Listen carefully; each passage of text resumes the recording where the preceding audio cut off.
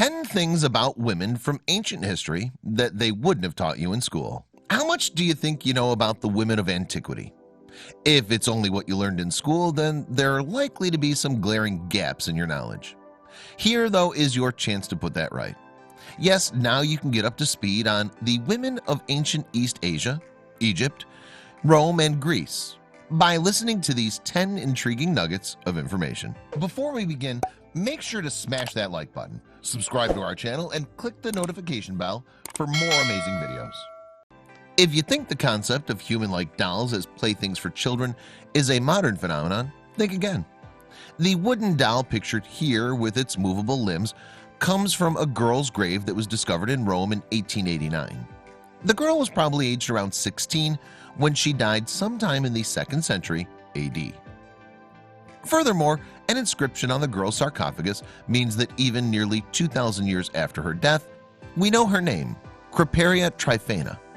The doll is made of ivory and was found alongside a collection of dolls' clothes and toys. Interestingly too, the figure is much more anatomically correct than the modern Barbie that girls play with today. Jacks or knucklebones is one of the world's oldest pastimes. Although it's difficult to put a precise date on the origin of the game, it may have started in Egypt. Well, it was certainly adopted by the Greeks. There's plenty of evidence for how much jacks was enjoyed by the ancients too.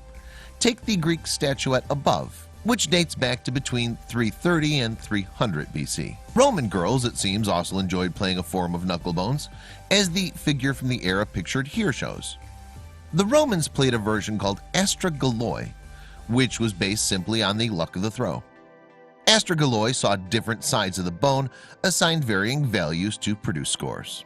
These charming images show Roman women engaging in sports and clearly clad in what we would now call bikinis. However, the bikini wasn't invented in modern times until 1946, whereas this mosaic dates from the 4th century AD. The artwork was discovered in a Roman home in Sicily by archaeologist Gina Vinicio Gentili sometime around 1959. Archaeologists have dubbed the mosaic the Coronation of the Winner, as it depicts a woman giving a crown and a champion's palm branches to one of their participants. In fact, though, this portrayal of a bikini-like costume is not the oldest that we know of. You see, there are illustrations of Greco-Roman women engaging in sports and dressed in bikinis that date as far back as 1400 BC. A Japanese woman called Murasaki Shikibu wrote what is considered by some to be the first book that's recognizable as a novel. Incredibly, Shikibu, who was a lady-in-waiting at the Japanese court, wrote The Tale of Genji in the early part of the 11th century.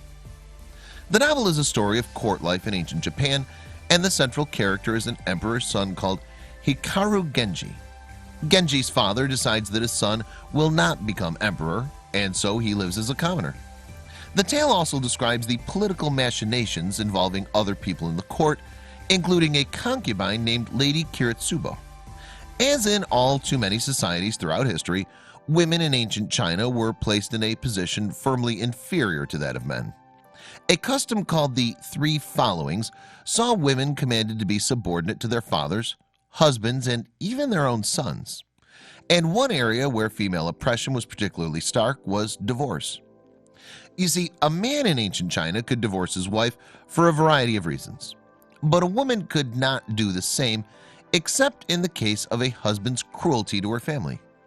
And while some of the reasons for a parting of ways seem reasonable enough, infidelity and theft, for example, others were harsh. A man could divorce his wife for failing to produce a son, and perhaps most inhumanely, simply for talking too much. Throughout history, it would appear as though the most great artists have been male. Yet, although many men have received the lion's share of fame and recognition, women have, of course, always created artistic works too. What's more, in ancient Greece, female artists definitely got a much fairer crack of the whip. We have the 1st century Roman historian Pliny the Elder to thank for our knowledge about the women painters of ancient Greece.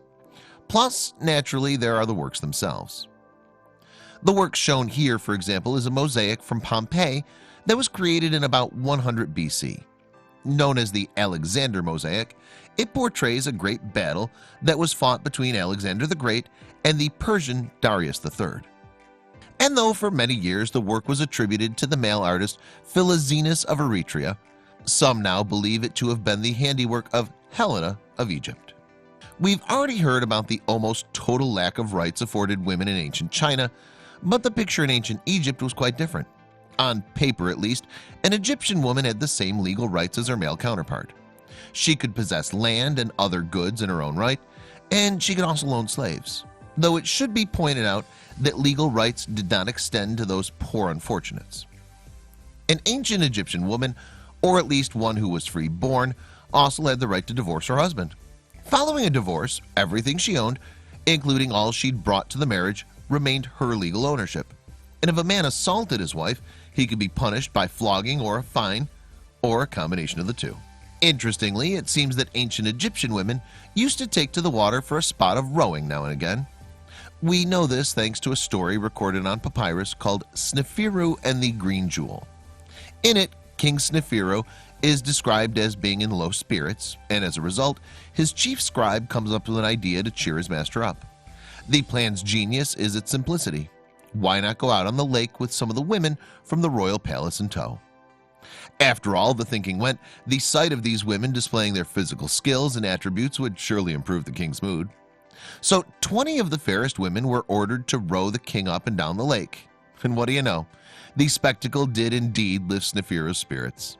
Some naturally might think the king a bit of an ogre, but the story does strongly seem to suggest that ancient Egyptian women knew their way around a rowboat. Although the Olympic Games in ancient Greece were an exclusively male dominion, women actually had their own separate sporting contest, the Heraean Games. Pictured here are the ruins of the temple of the goddess of Hera at Olympia. Hera was the goddess of women as well as marriage, and the women's games were dedicated to her. The first of the Heraean Games took place in the 6th century BC. They were held in Olympia before the men's competition. And consistent with the men's event, in the early days the only sport was running. Winners were awarded with crowns fashioned from olive branches and, bizarrely, ox meat from sacrifices made to Hera. In the Russell Crowe blockbuster Gladiator, made in 2000, female gladiators are in short supply. In fact, they're only notable for their complete absence in the movie. But recently discovered evidence indicates that there were indeed female gladiators in Roman times, and they too fought to the death. Like the men, these gladiatresses battled with either animals or one another, and their mooted existence seems to have been confirmed by a Roman statue of a woman wielding a short sword. In an arguable example of modern-day sexism, for many years it was believed that the bare-breasted woman was holding a bathing implement. After all, women couldn't be gladiators, right? Well, as it turns out, wrong.